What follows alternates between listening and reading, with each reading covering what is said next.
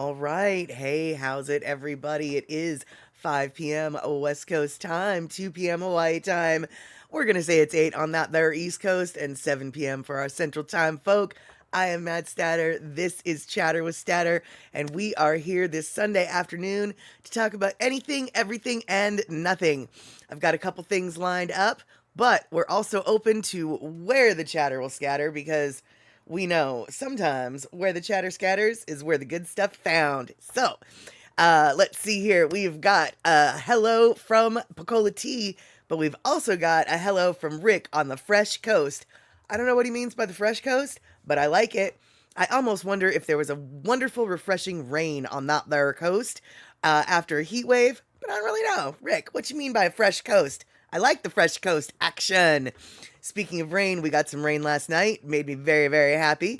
Darlene also in the house. And for those of you who don't know, Darlene's also from the Fresh Coast. That's right, it is the Fresh Coast. Broken Soul, good to see you. By the way, I have not forgotten about what we talked about.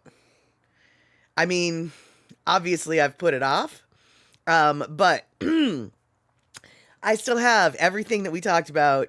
It can still be on your way, and there we go. Private conversation.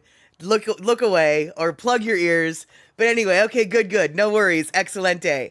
And let's see here. Pacola T is crispy fresh in the AC today, but Rick is coming in with freshwater coast, fresh lakes, fresh coast. I like it, and that is logical because Elaine was like fresh coast. Excuse me, not Elaine. E-Music was like fresh coast. I'm kind of close to that, and we had no rain here. So, yes, we must be talking about freshwater coast. That is it. It is the lakes. And let's see here. We've got Michael Anthony Smith coming on in. Fan-flippin-tastic. All right, now that we've got a little bit of a party started, why don't we get the party started? Boop.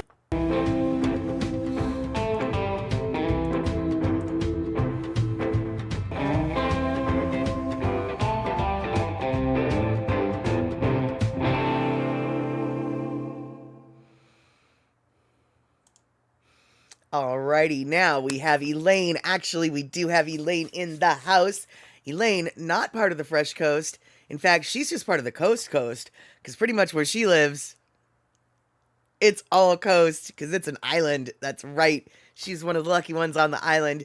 Speaking of on the island, in case the chatter is not interesting enough, and it does not scatter in a direction you feel pleased with, it looks like Andy might be streaming on Twitch right now, on Kick right now. I got a notification that Andy, about 15 minutes ago, that Andy is live on Kick. So, if you guys want to flip the channel between the two of us, I am not going to argue. Then again, I didn't check to see what he was doing on Kick, so maybe he's off Kick by now. I have no idea. But, even though it's counterintuitive to let people know when an other streamer is on when you are, I feel obliged. Now, if you guys are watching this live on YouTube, feel free to like. If you are watching this afterward, feel free to like.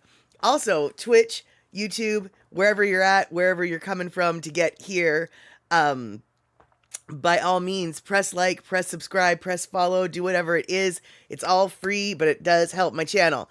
Shot coming in. He's not live on Quick Kick.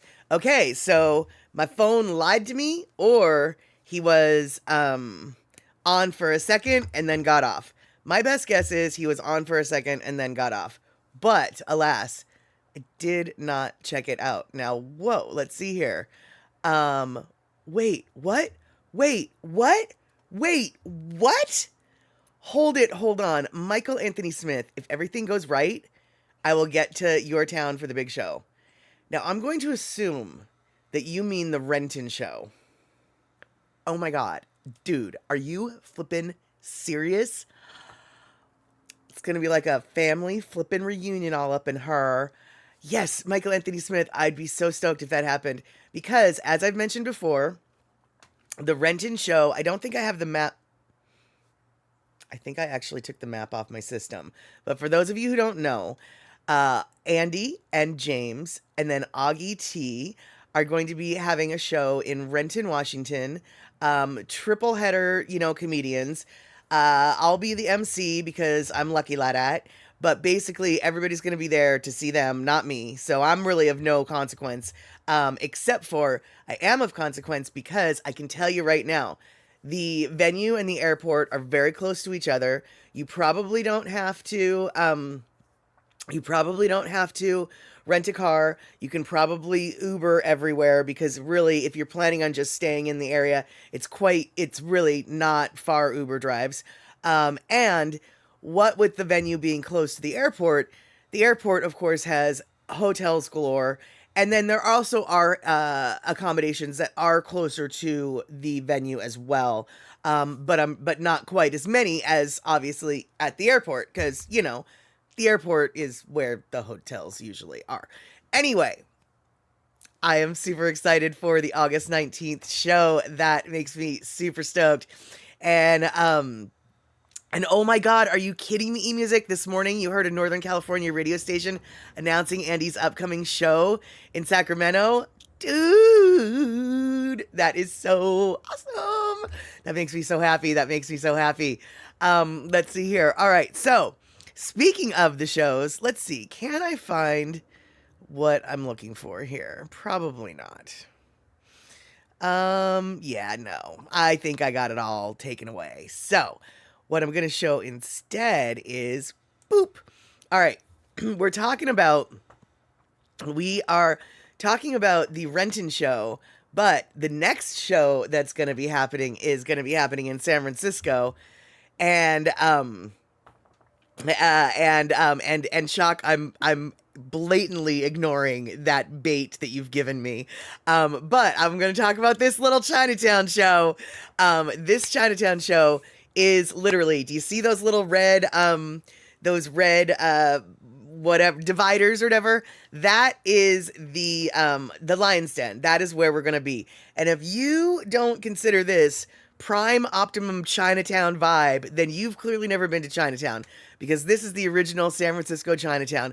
This is not a movie set. This is not make-believe. This is what it actually looks like. And we are going to be performing at this iconic club, and quite honestly, just the outside alone has got me filled with giggles and happiness. So, I cannot explain to you how excited I am with this whole situation. And but it looks like, hold on, it looks like Bacola Tea has got some stuff. Now we're going back up the coast to Renton. Let's see here. Four Generals Brewery in Renton. Your good friend's tap room is open until 11 p.m. on Saturday and very close to the Carco Theater. Good to know, Bacola Tea. We might have to take a trip down to, what was it? I'm gonna write it down, because Four Generals. Hold on, because Four Generals. Tap house.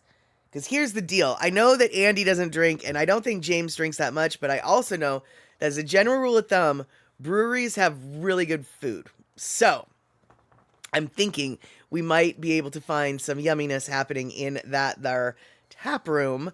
Shock, she says they're open till 11 p.m. on Saturdays. So, perfectly late night, late enough for the old people crowd, but young enough, but not late enough for the young people crowd to just be like, this isn't even a bar. And Bacola Tea, oh my God, are you kidding me? Four Generals is located in Old Renton City Hall. Oh, I like that part of town. And they have the best sparkling water you've ever tasted. You had me at the sparkling water. I mean, I love sparkling water. And Michael Anthony Smith, you don't drink anymore either, but can you drink some sparkling water? Wait, hold on. Sparkling water? Because apparently they've got the best sparkling water in the place. So who knew? I wonder if they house make their sparkling water. Because, when it comes to brewing beer, now I don't know if they're a brewery or if they're just a tap house, but it sounds like they might be a brewery. You got to have the good water. So, if they home make their sparkling water with their good water, I'll bet that their water is really good. So, there we go. And Shock, you fear that your choices will be go to sleep early or stay up all night before you fly out.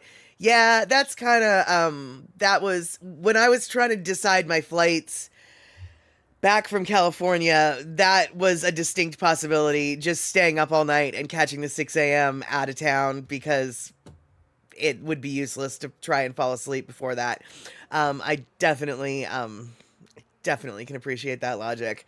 So, so let's see. Okay, yes. And Pocola Tea, yes, they make their own sparkling water, pH and mineral balance to taste delicious. Oh, awesome. Because, I definitely, over my life, have noticed that there are different sparkling waters. Because, back in the day, it used to be Perrier, right? Well, Perrier has a very distinct Perrier flavor. It's super dry. I mean, when I drink Perrier, I feel like I'm more thirsty after I drank it than before I drank it. And I just don't like that. I'm going to assume it's a mineral thing.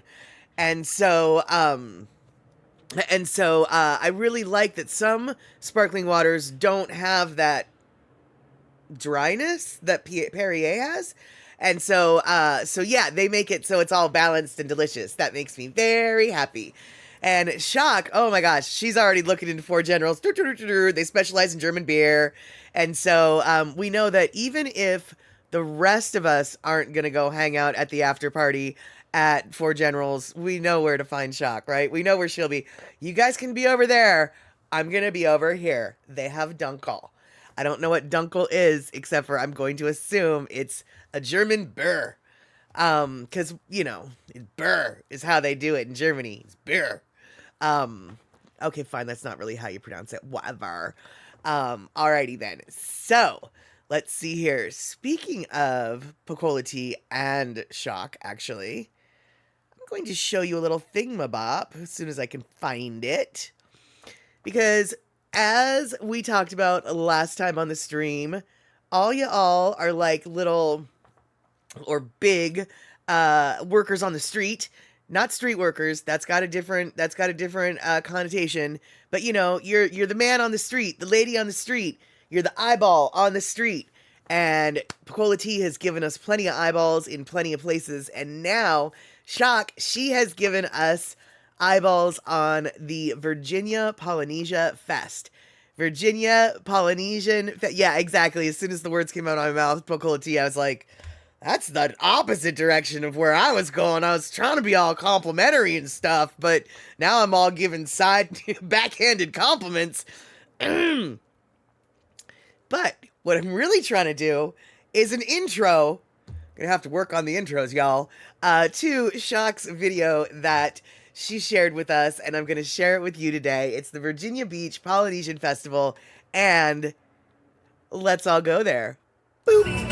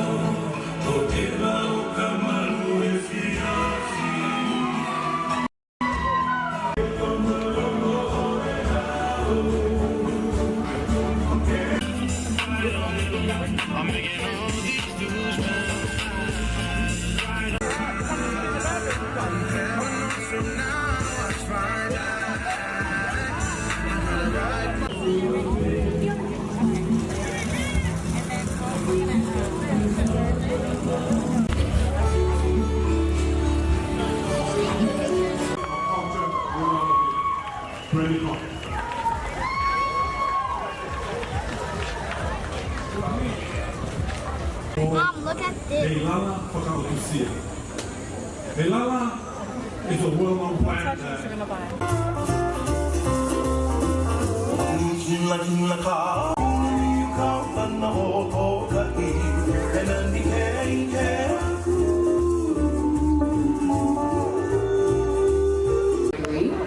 And it talks about the West Coast. How about a round of applause for Sunema for our solo drum. You see that Tongan wears anything, whether it's hanging like this, we call this kia kia or salu salu, or the mat, it shows respect. Okay, so if you see us dancing or even go to church or even walking by wearing all of these, it's to show respect to you and whoever.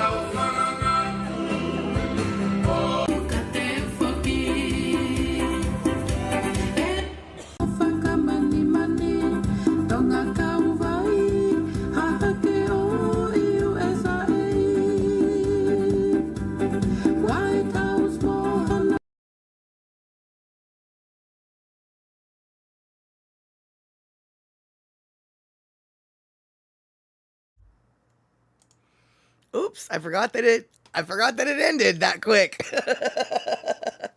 So hey, it sounds like, well, first off, it sounds like we need music. Boop, there we go. Now we've got music. Okay. So, I've always wondered, and let me see if I'm understanding you right, Chuck. A lot of those dancers were Tongan, right? And so, yeah, I probably could, I guess I should have faded out that edit, but I just threw the raw footage that Chuck sent to me onto the screen, because I figured, you know, I'm not going to mess with it too much, or at all, because it's good enough. Maybe I should have done a little bit, but that's okay, because here we go. It doesn't matter. That's what I'm telling you guys. Send me your things and stuff. We're going to put them out there, even if they're not perfect, because perfect is the real hindrance to progress. So, Gina, good to see ya. I didn't think I saw you earlier, I don't think I said hello earlier, even if I might have seen you earlier. So, hello, Gina. Good to have you in the house. And let's see here. But what I was trying to ask, so most of those dancers at the end, at least that you featured, were Tongan, I presume. They all seem to be wearing a similar weave of clothing, of mat. The reason why I ask is because, okay, the long video was Tonga, but the ladies that came next, do you know where they were from? They sort of looked like, okay, and it might have been Samoan. Okay. Because the thing is I remember once being in Hawaii, the airport in Hawaii, it was when I was on my way to Kauai, actually. And so I was at the airport in Honolulu, but in the area to catch the Kauai flights. And there was a bunch of older, probably like 40s or 50-year-old men who were very clearly important businessmen, dressed from waist up in Western attire of businessmen. But from waist down, they were wearing, to my ignorant eye, I don't know what they're called, so I apologize for my offensiveness, but to my ignorant eye, it looked like they were wearing woven basket mats as skirts. First off, I know they're not mats, I know they're not skirts, I know they're not baskets. I can say they were woven. So, they were basically like wearing woven floor mats is really what it looked like around their waist. And so I wasn't sure, obviously, what they were called. Although, she called them mats, so okay, there we go. Although, if someone here knows better and wants to tell me if there's another name, then by all means, please, I am open to this knowledge. But I was always wondering where they were from. I didn't know, and I asked my friend, and she was like, I have no idea. And so I always assumed Tonga, because that to me is like the most exotic of the Polynesian stuff that I don't have a lot of familiarity with. Because the Samoan community that we've got up here in the Pacific Northwest, I've seen them wearing a lot of sarongs and things, but I've never seen them with the mat. And so I don't associate with Samoa. Doesn't mean that it's not. E-music is coming in. You've often seen Samoan ministers dressed like that. So, all right, see, there we go. Could have been Samoan. Okay. Hey, Felicia Nichols, so good to see you. And so let's see here. Michael Anthony Smith, when I was a kid, our next door neighbors were from Tonga. Used to play with Tuita. Turns out he's a prince in Tonga. Whoa, trippy dude. And let's see here. Okay, and so hold on. Let's see. So okay, so it could have been Tongan, it could have been Samoan, could have been Fiji. I also thought maybe Fijian. I don't know. So I guess it's still a mystery, but at least I was barking up the right tree, so to speak, or the right couple trees, as it were. But Pacola T, yesterday we watched Growing Up Local, movie about teenager coming of age in the 90s, Waimanalo Gang versus Pololo Gang, rivalry, generational trauma, themes about family, following your dreams, laughed and shed tears, very well done film. Pacola T, where did you see that? I feel like I'm getting ads for that on my social media feeds, but I cannot remember. Is this a streaming movie? Is this a movie that's in theaters? Long story short, where can we watch this film, or can we watch this film? Because the ads that I've been seeing for it look really good. There's another movie called War Pony that I really want to see. That's basically sort of a similar themed movie, but for kids on the reservation in Pine Ridge on the continental United States. So let's see here. Pussycat in the house. And Gina, you're still scared of this emote. Oh, Gina, no. This emote is done with friendly love. The the emote you should be most scared of. The emote. The most dangerous emote in my arsenal. It was the first emote ever created, and it was inspired by Rickfoot. That's right. The Prell emote. That is boom. That is the most fearful emote to come upon. Because if you've been gotten the Prells, you said something that needs your mouth washed out with soap. Or something. Or, actually, the most scary one would be a Prell haha. Because then you did something that you need your mouth washed out with soap, and we think it's funny. So Prell haha might be the most dangerous combo. There we go. That's right. And Rick, but I just wanted the Prell Pearl.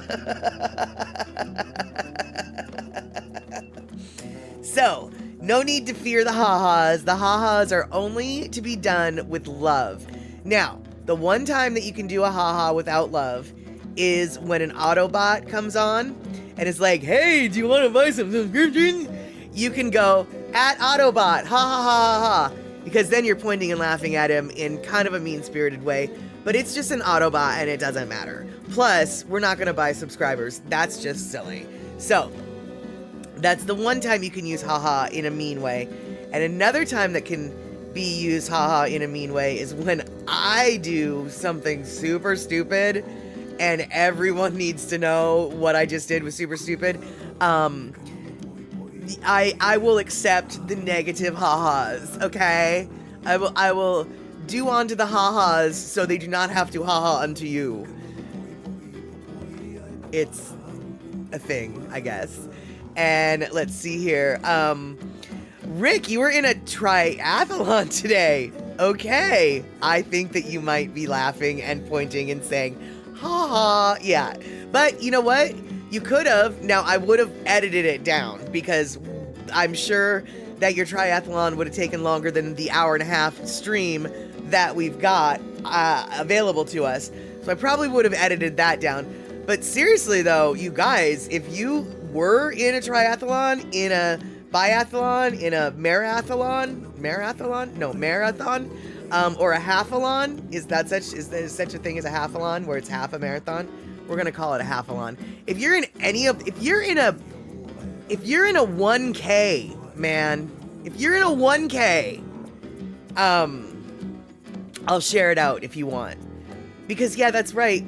We have a 1K event here in Seattle. I think actually the 1K is in a lot of different cities. I can't remember what it's called. It's like the lazy man's, I don't remember, but basically what it is you have to walk 1K and then at the end you drink a bunch of beer. And so it's, it's,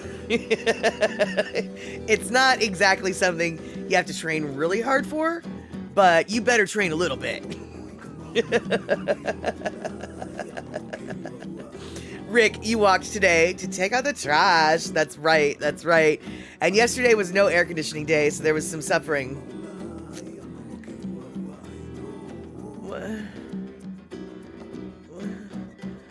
Nighty-night, Michael Anthony Smith.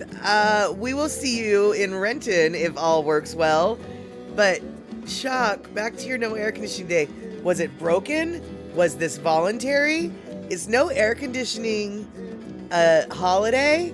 No, the dojo has no AC and you were at the dojo. Got it. Okay. Yes, it sounds like there would be much suffering and maybe even some smelling. Because even with an AC, I have a feeling that the dojo might have some smelling. Maybe. Just maybe.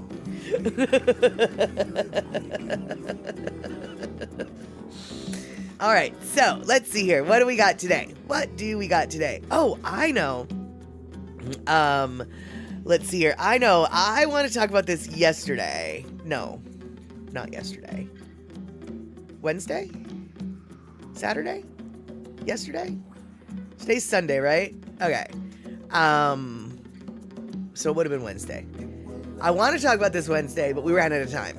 But hold on, Rick, AC is a choice. Sometimes can do without. Cooler near the lake. Very true, very true. But here's the deal, Rick. Once I feel as though I'm suffering from the heat, then that means it's time for the AC. But speaking of no AC, right now, actually, perfect temperature. My house is 73. The front door's open. The back door's open. We've got a cross breeze. However, this is Seafair weekend in Seattle. That means nothing to most of you. But Picola T knows what it means. What that means is it's the time for the Blue Angels to be flying overhead. Now, the Blue Angels don't quite make it to my house, but they do get enough into the SeaTac flight paths that the flight paths have to be averted a little bit. And so what is normal air traffic noises does not happen this weekend. This weekend, the air traffic noises above my home are much louder than usual due to the commercial air traffic being diverted away from the Blue Angels air show. So, if my house suddenly starts rumbling or you hear random noises in the background, this mic is really good about not picking up background noises. But some of these plane noises are loud enough that if you think Armageddon is coming in through your speakers, it's probably just an airplane. It'll pass soon. Hopefully this won't be an issue on this stream, but I forgot to warn you at the beginning of the stream, and this just, for some reason, I just reminded now. It's all noisy outside and stuff. And so, Elaine, your room is 92 with fans blowing like crazy. Yeah, see, that is when suffering is happening and air conditioning is a beautiful thing. But Darlene was telling us that Rick wasn't altogether lying. They did have a triathlon there this last weekend. Roads were closed, runners, bicyclists, and the South Shore was where the swimmings were. So, the triathlon existed, and Rick existed, but they did not exist together. That was the lie. That was the lie we caught you in. In fact, Rick, you know what's coming your way, Rick. Rick, you little triathlon liar pants, you. See, there we go. We're going to give him some prels. Rick gets all the prels. And, let's see here, Shock. We have iHeart Jet Noise down at Virginia Beach. Yeah, we don't. My town actually has a commission that argues with the Port of Seattle Commission. The Port of Seattle is who oversees airport operations, as well as shipping operations out at the Sound. But our town is very close to the airport. For those of you who don't know that, I live in a town that's very close to the airport, but not in the same town as the airport. And my town and the airport have a very adversarial relationship. We have a commission in my town that is basically set up just to argue and hold accountable and give flack to the Port of Seattle and their interests versus our interests. And our interests are a bunch of rich people who live on the waterfront who don't want airplanes flying over their house. They did not buy a house near an airport because the airport's newer than where their house is. They certainly did not buy a house near a military installation, and they do not want the jets to be rerouted over their house. So, during weeks like this, let me tell you, man, all the rich people are all uppity and angry because they're hearing airplane noise that they don't normally ever have to hear. So, I'll tell you right now, Burien would never have "We Love Jet Noise" bumper stickers, t-shirts, hats. Just the idea of like trying to sell something like that at our farmers market, the heads would explode. Heads would explode. Oh my gosh. That's so funny that like your Virginia Beach people are just like, yay, military jet noises. And yeah, we aren't like that here.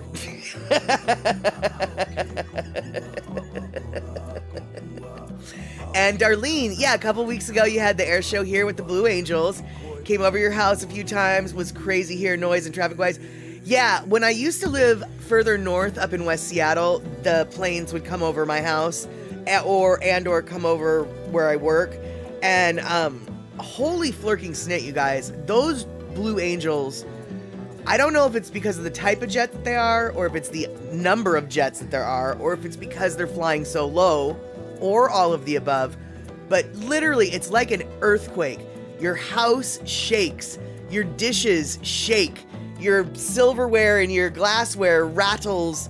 Well, maybe not your silverware, but your glassware rattles. It is, yeah, it is, it is, let me tell you. And, it is nerve-wracking, actually. Even if you know what they are, you know that they're going to be there, you know the schedule that they're going to be rehearsing, you know, they let you know. And you still are just like, oh my God, is this the big one? Oh no, it's not the big one. It's the air one. It's not the ground thing. It's the air thing.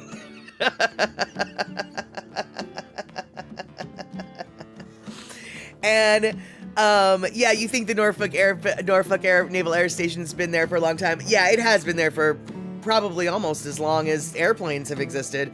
And before that, it was a naval station, I'm sure. Whereas our Naval Air Station on Whidbey Island is relatively new in the scope of things. It's not new, but it's relatively new in the scope of things.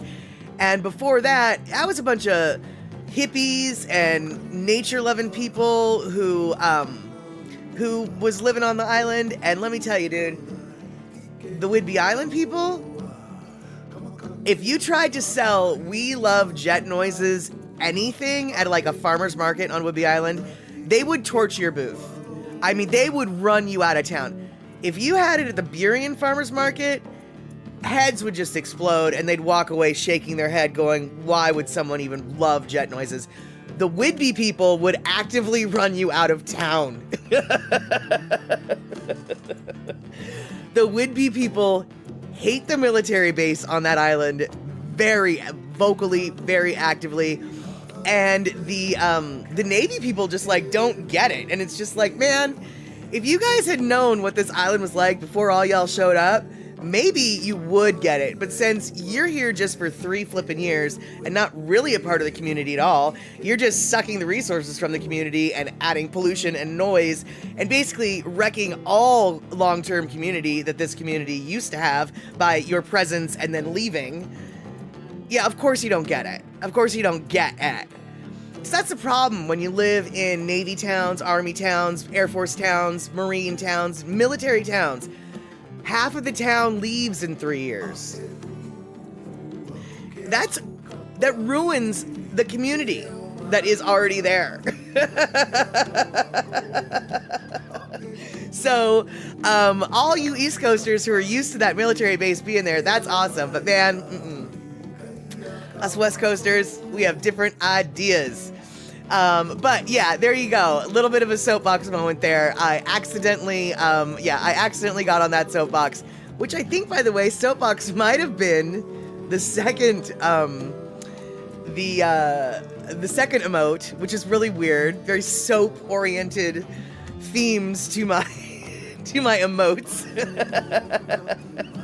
And Darlene, I figured that it was dogs, not your neighbor's doors that were even barking. However, the house shaking so much, I wouldn't be surprised if some of the doors were rattling in such a way that it sounded like they were barking.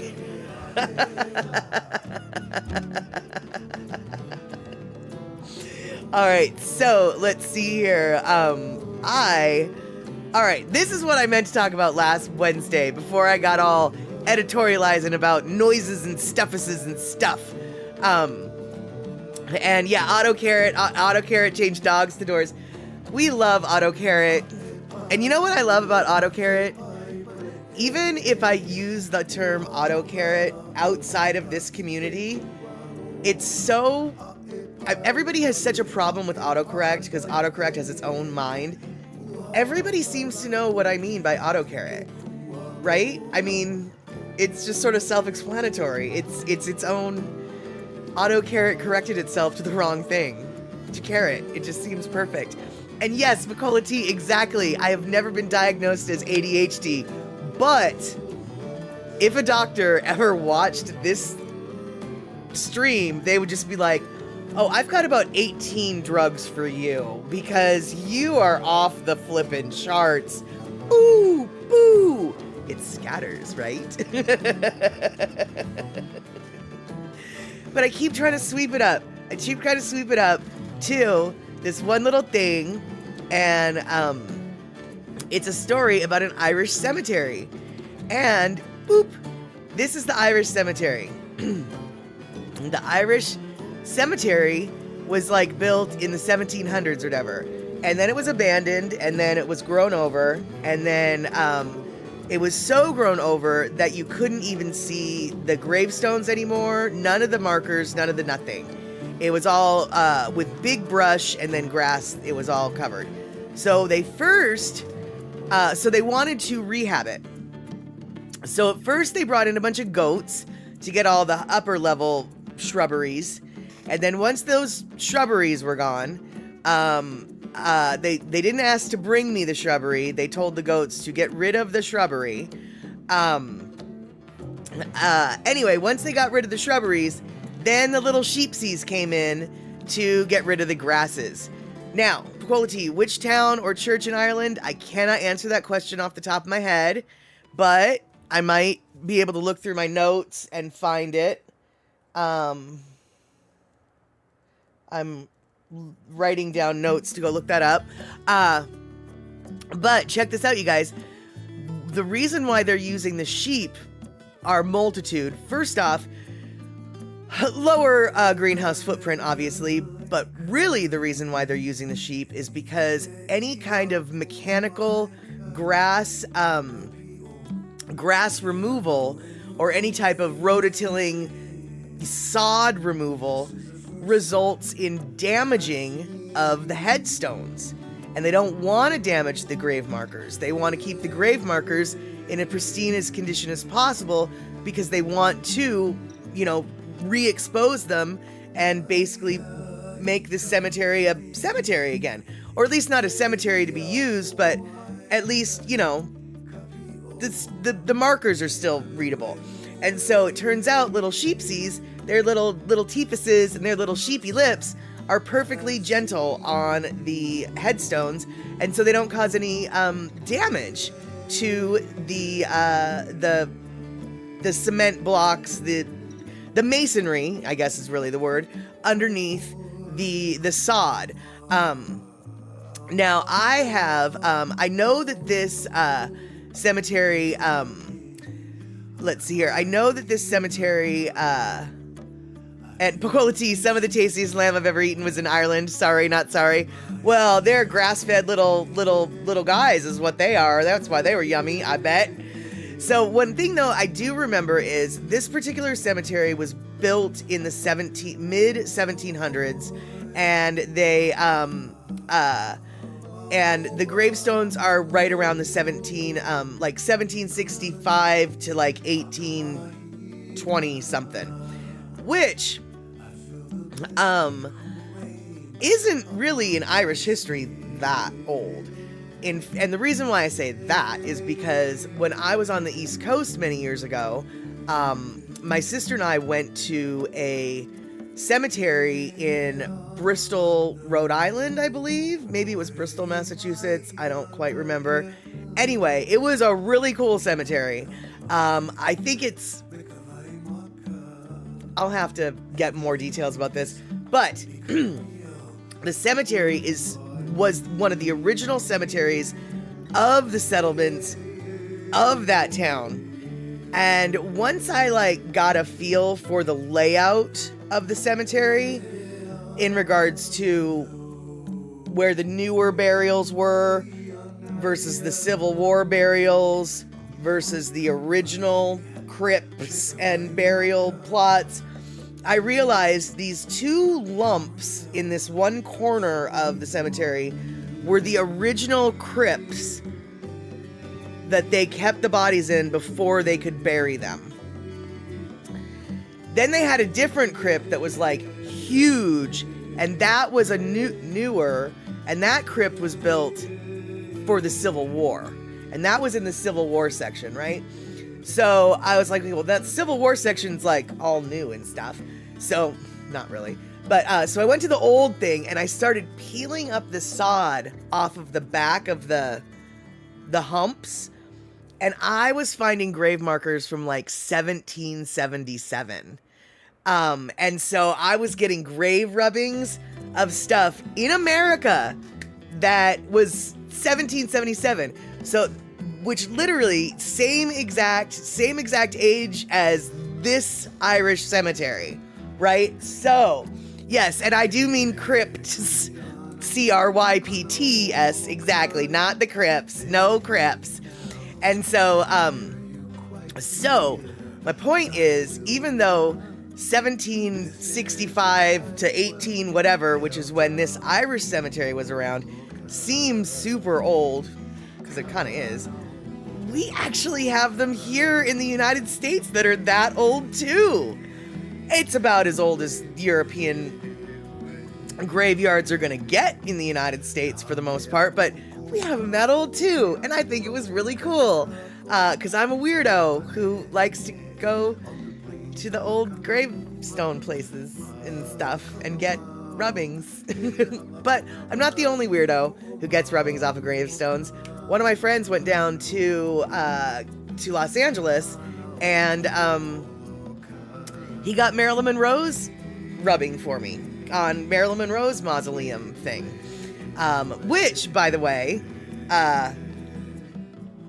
very strange coincidence. My friend who got the Marilyn Monroe rubbing, one of his friends was the one who sold Hugh Hefner the adjoining mausoleum spot that is right next to Marilyn Monroe.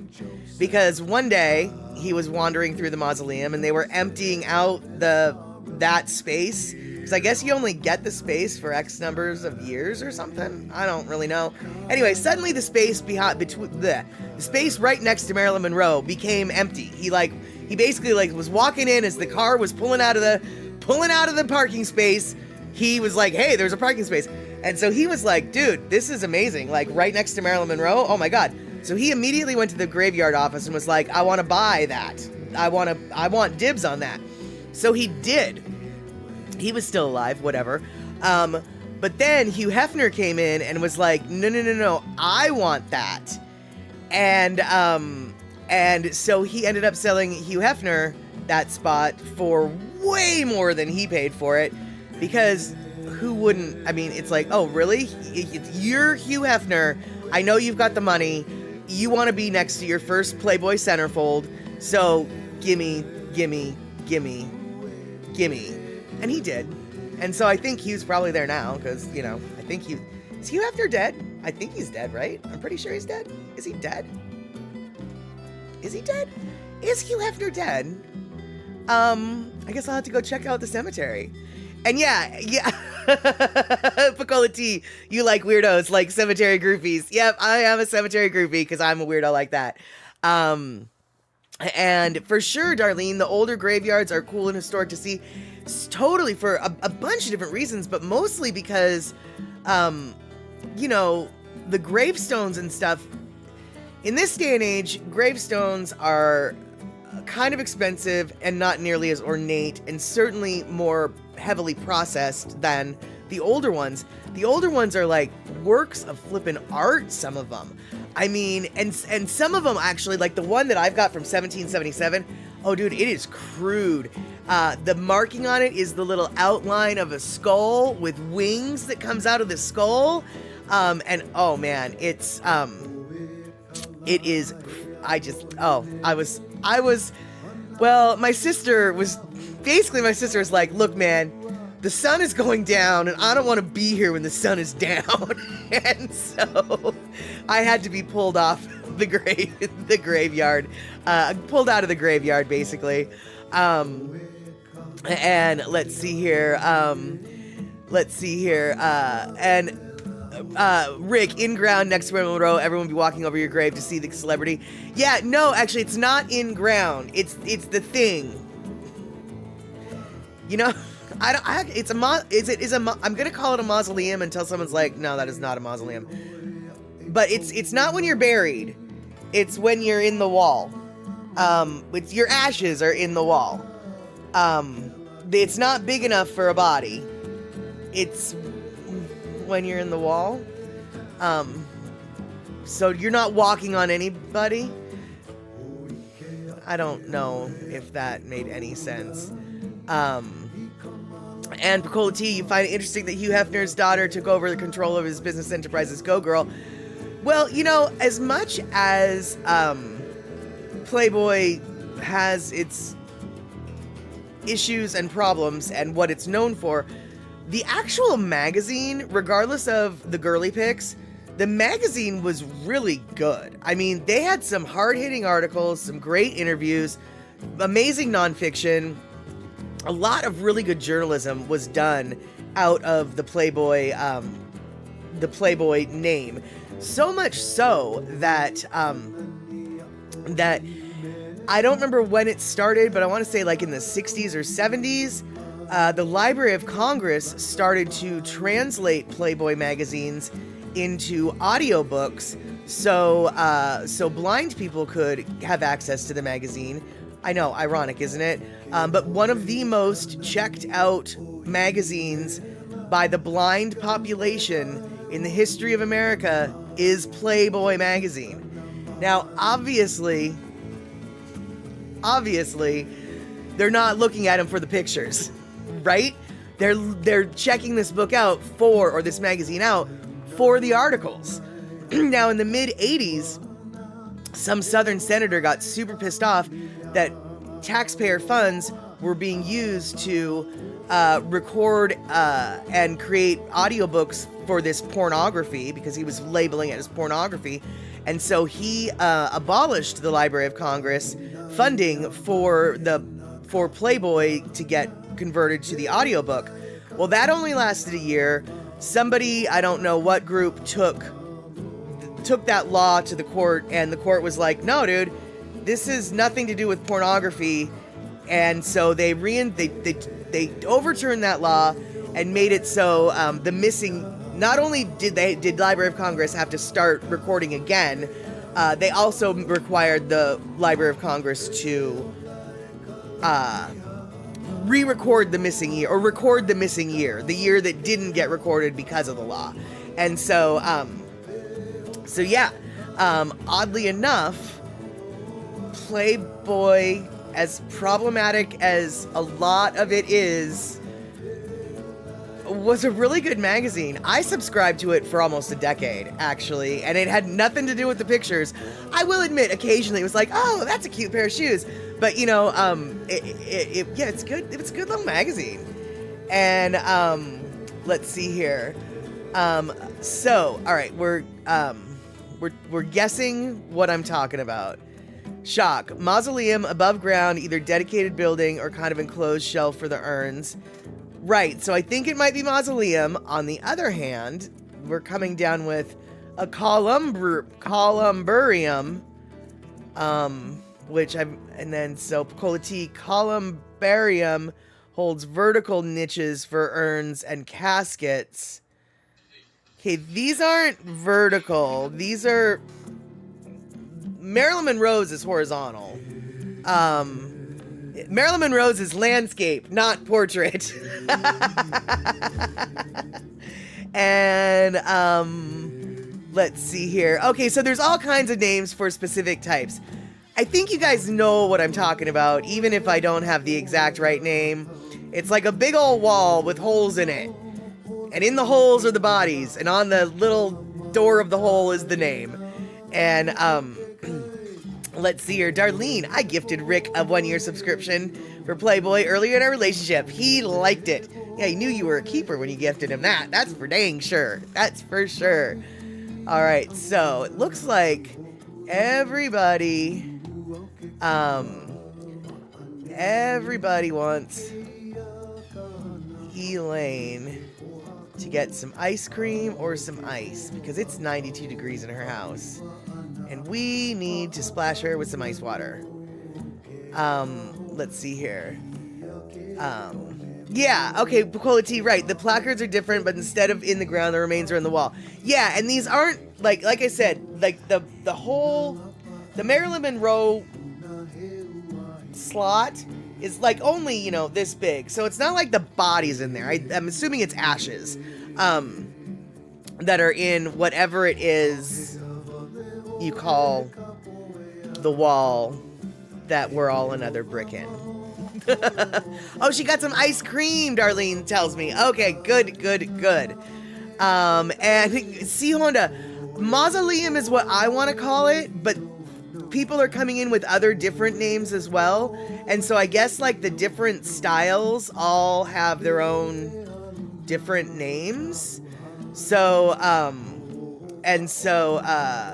yeah. And eMusic, at Punch Bowl Cemetery, they use only the wall type now for ashes, no room for ground burials now. Right, yeah, and at the National Cemetery in Arlington, not Arlington, I mean maybe at Arlington, but that's not the one I'm talking about. The National Cemetery down in Kent, that I actually have a video where we go through, has a bunch of the walls, but oh my goodness, like, they've got plenty room in the ground for graves. Like, they've got plenty empty space for graves. But they also have a bunch of walls set up for, yeah, you know, I don't know, ashes, I guess. I'm gonna assume it's just ashes all up in the walls. That's all I ever assumed. And your father-in-law was buried in Arlington, so they're still taking caskets. Well, yes and no, Shock. It kind of all depends. They might not be anymore, but I'll bet you he got, like, when did he get approved for a slot? Like, back, because you don't just die and get buried there. You kind of have to be approved to be buried there, right?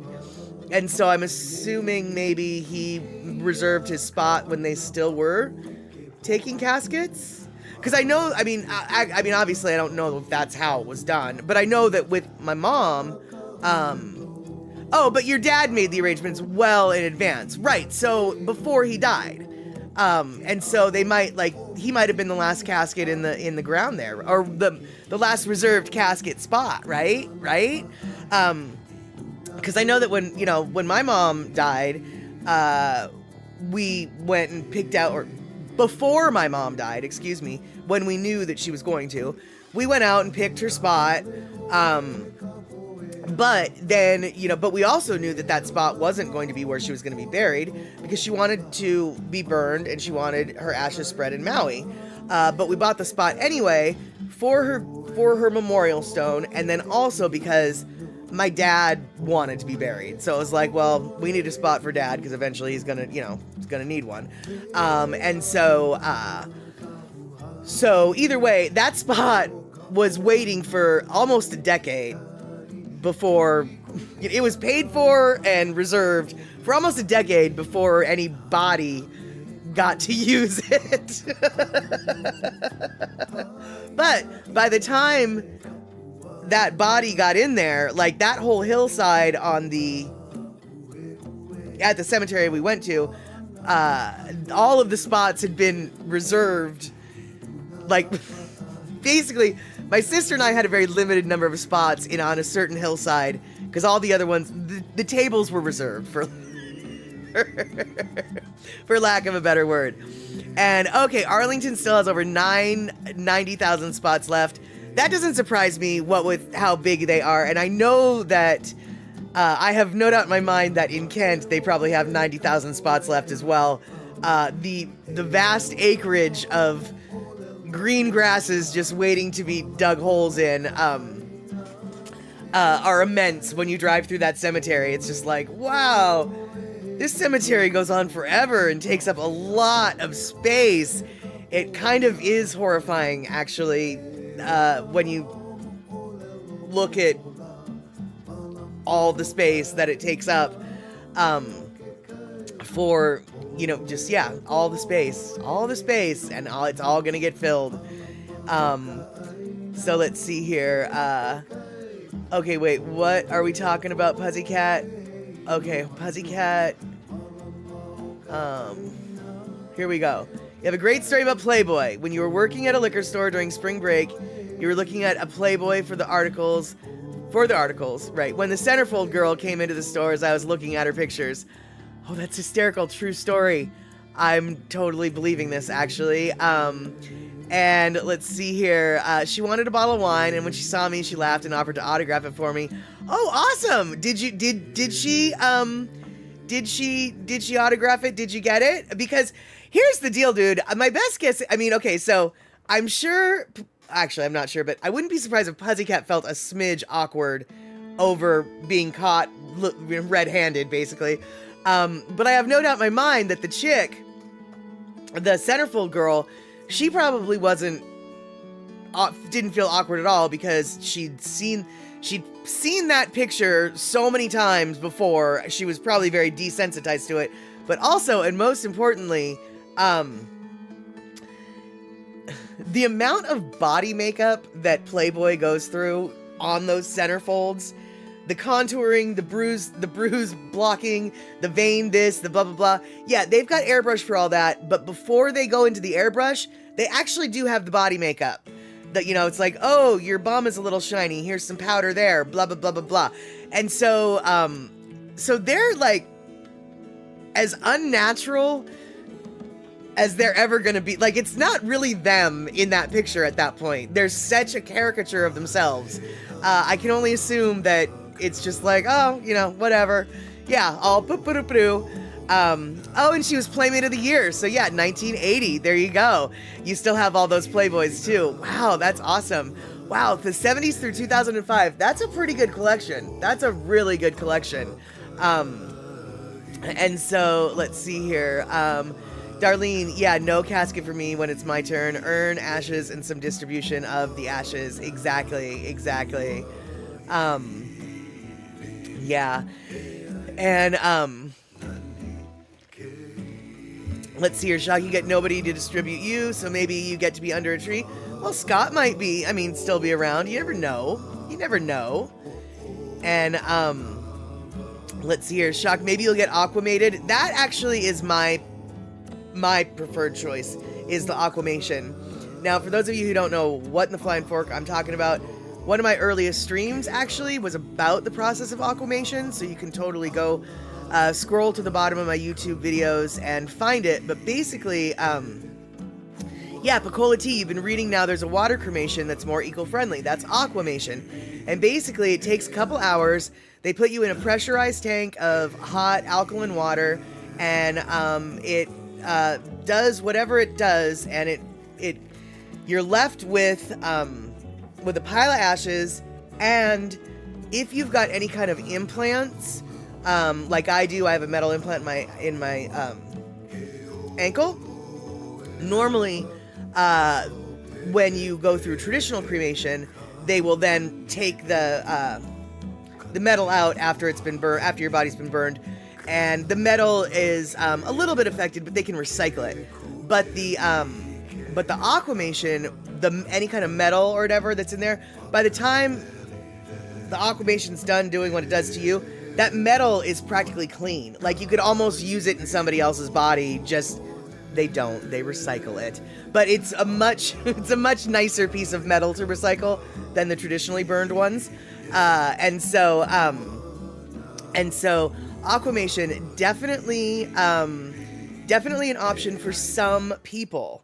However, Aquamation is not legal in all states. In fact, I think it's maybe only legal in like 10 or 20 of the states.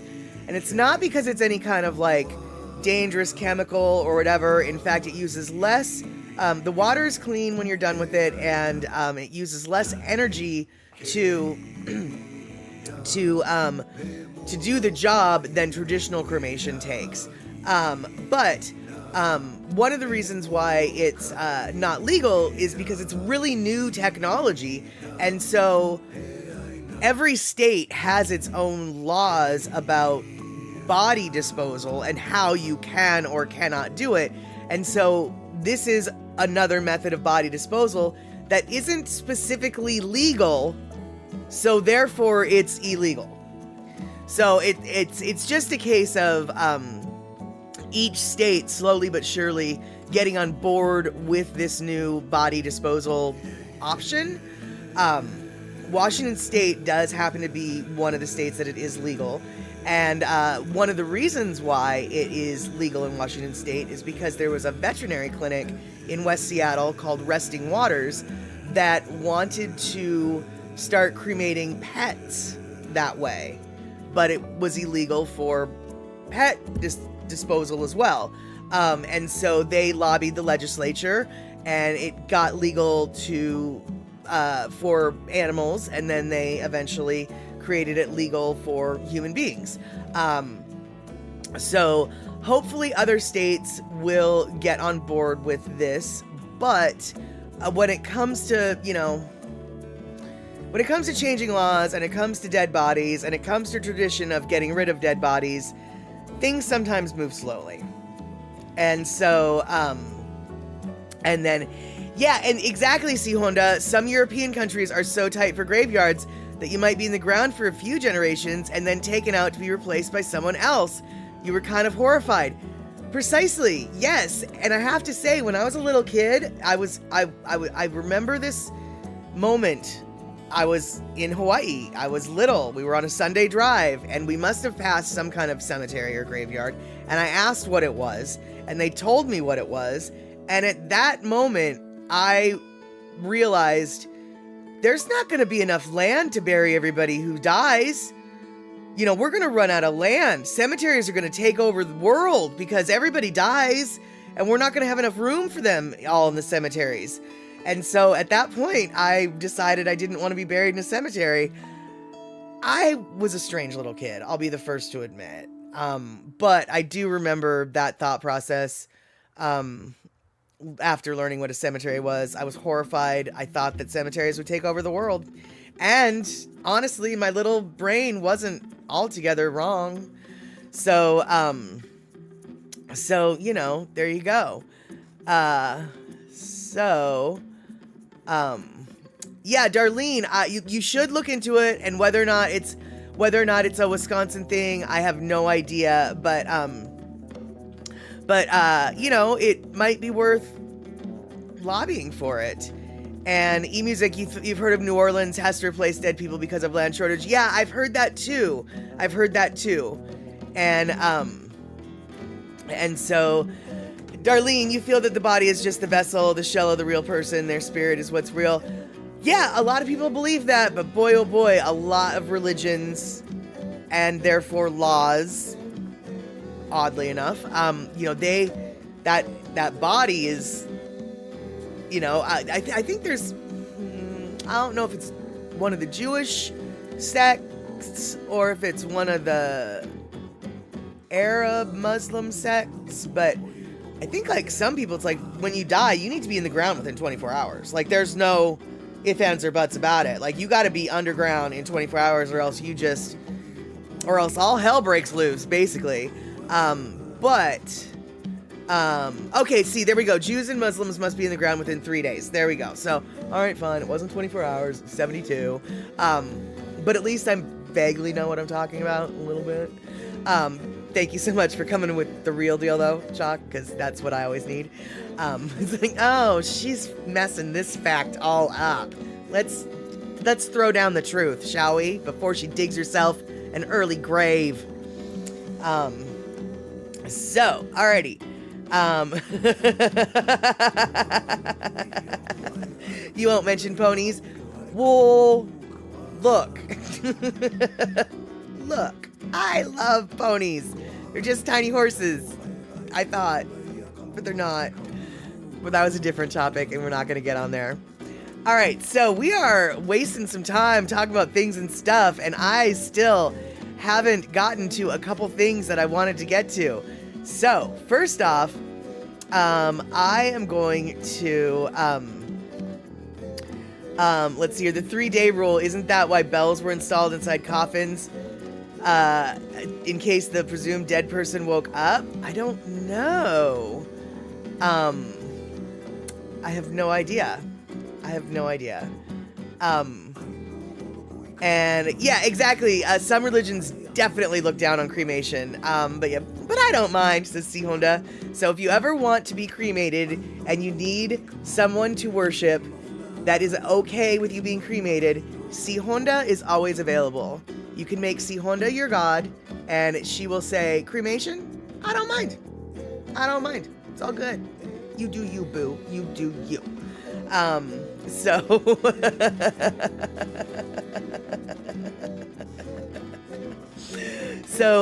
Okay. So, as you guys might know, there is a writer's strike going on in Hollywood. There's an actor's strike, a writer's strike. Pretty much everybody's on strike.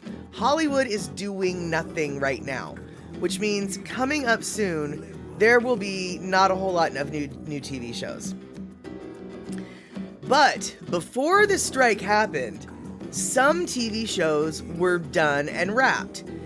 Good Omens is a TV show that Shock loves, and that was one of them, done and wrapped. And so they've just recently dropped their new season. Well, another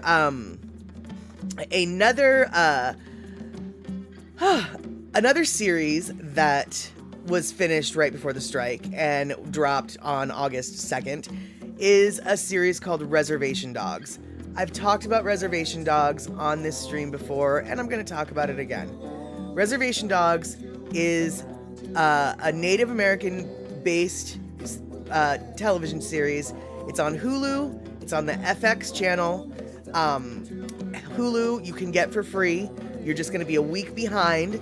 So if you don't pay for Hulu, Reservoir Dogs Season 3 will be debuting next week. Reservation Dogs... Did I say Reservoir Dogs? I meant Reservation Dogs. Season 3 was released last week for those who do pay for Hulu. So, my point is, Reservation Dogs is a great season. They're starting season 3. Season 3 will be the final season. Each season, I believe, is 10 episodes long. So, if you don't have anything to watch, and you're looking for a new show to watch, may I suggest Reservation Dogs. Reservation Dogs, starting with season 1, although you don't really have to go through the seasons, it is best to watch them in order.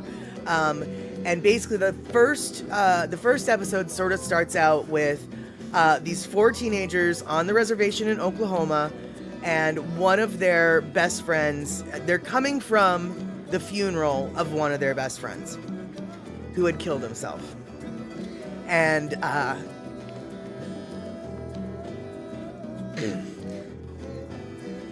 the story starts from that seed and shows the effect of suicide amongst friends, family, and community.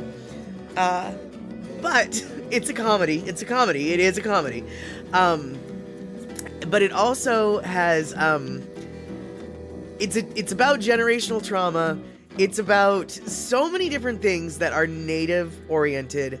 However, in its native centric perspective, the themes that they speak of and carry on are universal. You don't have to be native to enjoy this film or this series, or to get to laugh, because I'll tell you, man, it is really funny. It is really funny. And one of the directors of many movies that we've watched at Satterbox at the cinema, Taika Waititi, I don't remember how to say his name. He's from New Zealand. He is one of the executive producers of this series. So, apologies for that emotional outburst that I did not see coming. I would like to share with you, and the season 1. Taika, thank you, Taika Waititi. Thank you, Quality. I'm going to show you the season 1 trailer for the show. Now, remember, there's season 3 is what is starting this year. So you've got season 1 and season 2 to catch up with before you get to season 3. Season 1 and season 2 are up on Hulu right now. Even if you don't pay for Hulu, you should be able to watch seasons 1 and seasons 2. Now, for those of you who might be watching on YouTube, this trailer, I might get copyright struck for this. YouTube might swoop in live during this broadcast and say, blackout screen, and say, no, you cannot watch this. So if that happens, YouTube side, don't worry, we'll be back when the trailer is over.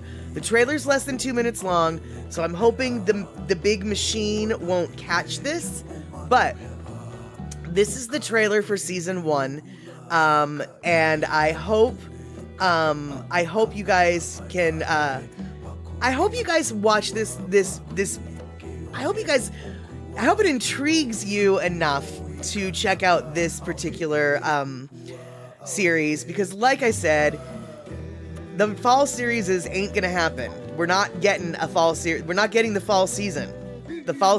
We didn't even get to finish this last season. The strike is going to mess up television for quite some time, and movies for quite some time. So it's time to dig through the Hulu pile and see what you got. And this is a stunner. So here we go.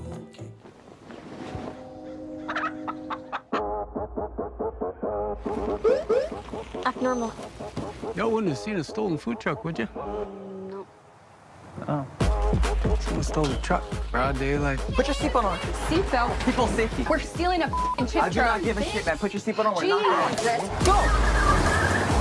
Apparently it was full of chips. I've never seen anything like that. You're good thieves. Best in town. Oh, thank you. It is a small town. That's just how I like it. Tell your friends. I don't have any. Go get some then. Okay. We could be in California as soon as 2 months. California, here we come.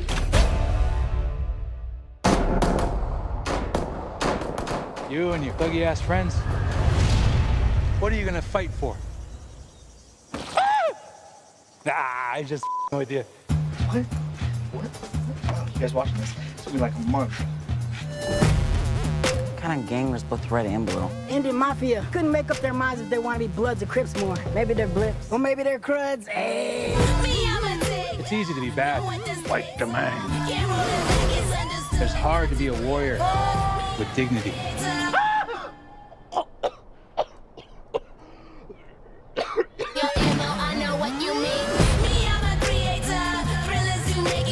We making it drop when the Glock go pop, pop, pop. Bullets can't be stopped. That Letterman shot when the Glock go pop, pop, pop. You better believe we shutting down shop when the Glock go pop, pop, pop.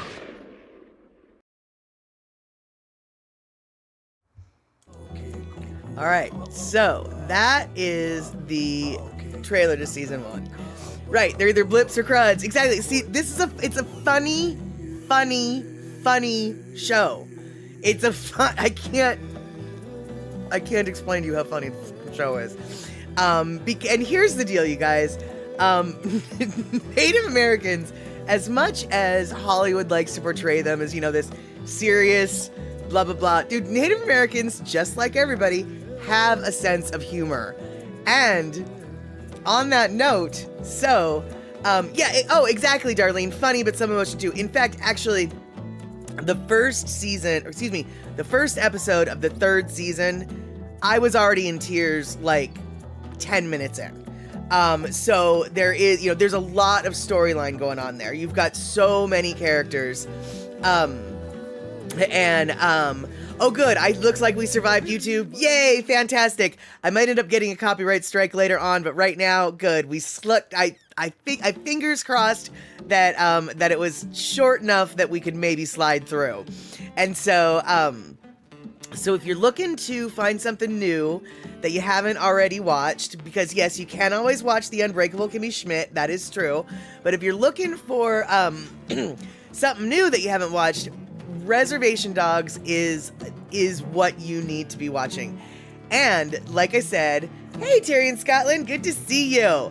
So I was actually editorialized. I'm pumping that clip up, my friends. It's funny and sad. It's just a good show. But anyway, so check this out. All right, so we like to think the Indians, all Native Americans, Indigenous peoples, First Nations peoples, all of the different names that they use for themselves. They're all serious and about the way and the path and blah, blah, blah. But seriously, you guys, major sense of humor. Case in point. Boop. So, we had the gathering of the canoes. The Muckleshoot paddle happened. Hundreds of, over 100 Native American paddled canoes came into Alki Beach last weekend. And I got some footage. I'm making a long video, and I've never made a video like this before. It's taking way longer than I thought. Anyway, my point is, not only is Pacola T, not only is he a Seahawk paddler, he is the chief of their tribe. He is Chief Seahawk. That is his name. That is his title. He is Chief Seahawk. And look at how he dresses. Look at how he dresses himself. Talk about a sense of humor, right? Okay, so all good, all nice, all funny. Chief Seahawk, beautiful. I mean, he is nothing but Chief Seahawk. Check this out. This is amazing, though.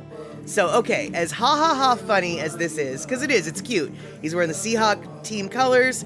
He's got the Seahawk, it's everything. He's got it. When that tribe was paddling in, when that family was paddling their canoe onto the beach, do you know what suddenly showed up? Out of the trees, swooping their canoes, 3 osprey out of the blue came. I had been there for over an hour. There were no seabirds flying around any of the boats. That canoe paddled to shore, and the ospreys came out. For those of you who don't know what an osprey is known as, in other vernacular, it's a Seahawk. Ospreys basically only live on fish, and their other name is a Seahawk. And so, as humorous as Chief Seahawk might be with his title and his decor, I gotta say, it kind of worked. And his clan came from the sky to greet him on that paddle. And so I thought that was pretty flippin' cool. And everybody noticed it. Everybody on the beach noticed it. Everybody was like, what's that call? Oh, it's those osprey. Oh, look at the osprey. Look at the osprey. Everybody noticed that it was ospreys that came out of the trees. But it wasn't until Chief Seahawk paddled up that we could see who it was. And he introduced himself as the Seahawk, as I'm Chief Seahawk, and everybody got a laugh because of how he, but it wasn't until he got to shore and introduced his family and his clan that, I'm sure maybe some of the tribal people made the connection, but I sure didn't until because I didn't see, it was far enough out that I didn't see the details on the regalia that the chief was wearing. So it wasn't until he paddled ashore and introduced himself and his family, and then asked permission to come ashore, that I realized that it was the Seahawk clan. And they had been greeted with a bunch of flippin' flirpin' Seahawks. And I just thought that was the coolest thing ever. I don't know. I just thought that was really neat. So I thought I would share that with you. And hopefully, I keep saying this, hopefully the video that I'm trying to make, and I've got so much footage that I've grabbed from other places, because this is going to be an illegal video, let me tell you, dude. Not all the footage is going to be mine. I just haven't figured out how to put it together yet. So I keep teasing you with this video, and hopefully it will get done one day. Soon. Alright, so, Pussycat, every once in a while you get to see an osprey eating a fish on the telephone pole in your area. Nice, nice. Yeah, we've got an osprey. I've got an osprey that lives at the pond nearest to my house, but I don't ever see him or her fishing in the pond. But because I live less than a mile from the Puget Sound, the Salish Sea, the salt water. I'm guessing that the osprey gets its food from the salt water. I don't know. There are fish in the pond that it lives above, so maybe it just gets the fish from the pond. I have no idea. But I do see the osprey every once in a while in its little nest in its tree when I'm at that pond, and it always makes me happy. And let's see, Darlene, you guys get eagles, cranes, and blue herons. Nice. I love the blue herons. I like green herons too, but blue herons are so much bigger that I just love them more. And let's see here. The community center where you practice Aikido has a special platform for a pair nesting on their utility poles. Nice, nice. And Rick, you rarely see osprey at your lake. It's owned by the eagles. Right, totally. Not even surprised. And bald eagles. Also bald eagles in Shock's area. Yeah, you know, we definitely have bald eagles in this area all year round, but if you're going to see it, you're more likely to see bald eagles in the winter here than all year round. We do have some birds that hang out here all year round, but in the winter, the eagles from Alaska come down and hang out in the Puget Sound area. And so bald eagles wintertime is bald eagle season in this neck of the woods.